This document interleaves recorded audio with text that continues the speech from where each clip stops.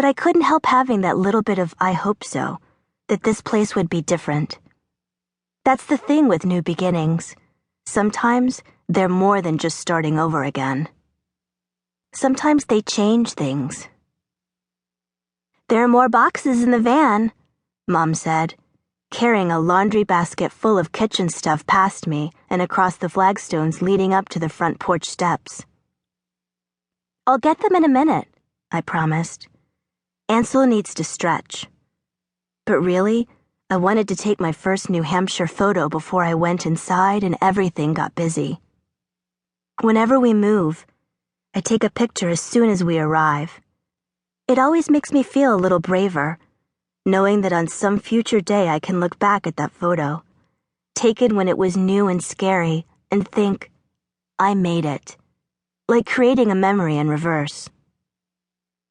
On the drive from Massachusetts to New Hampshire, I'd been thinking about what my first photo would be.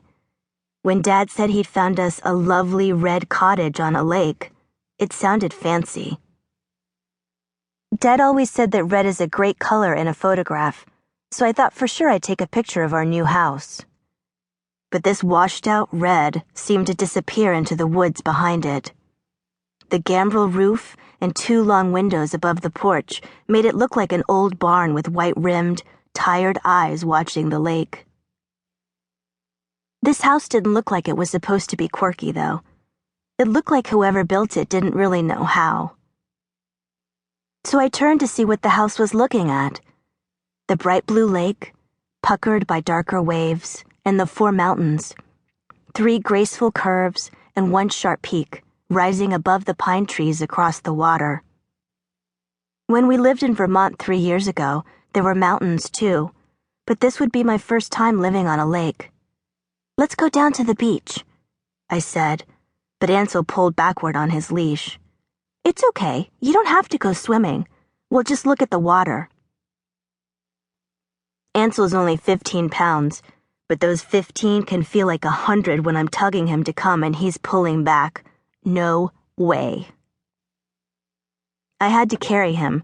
Between the lawn and the lake were thousands of smooth, soft-colored rocks, white, gray, rust, yellow, and tan.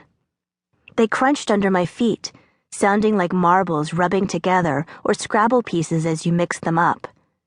Flip-flops are the wrong shoes for this, I thought as my foot slid to the side.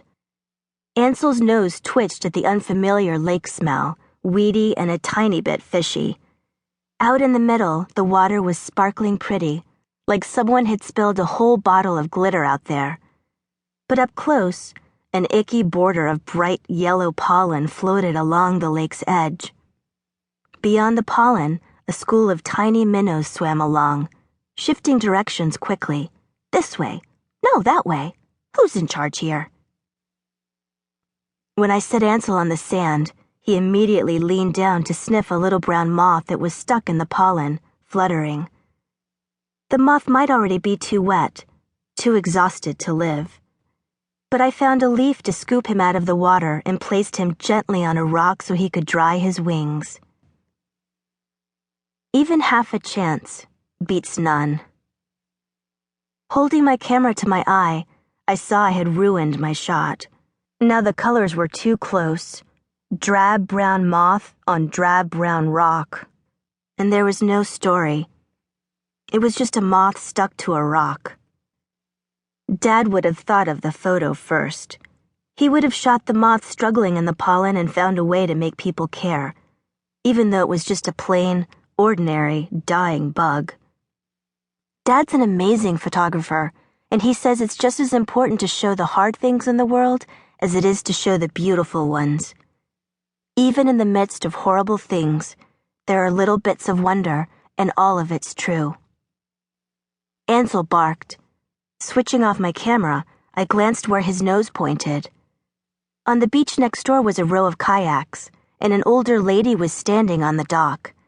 Sitting next to her were a boy and a girl, both about my age, with their feet in the water and towels draped around their shoulders. Smaller kids were swimming nearby, just their heads showing above the waves. "Grandma Lila, watch me," a small voice yelled.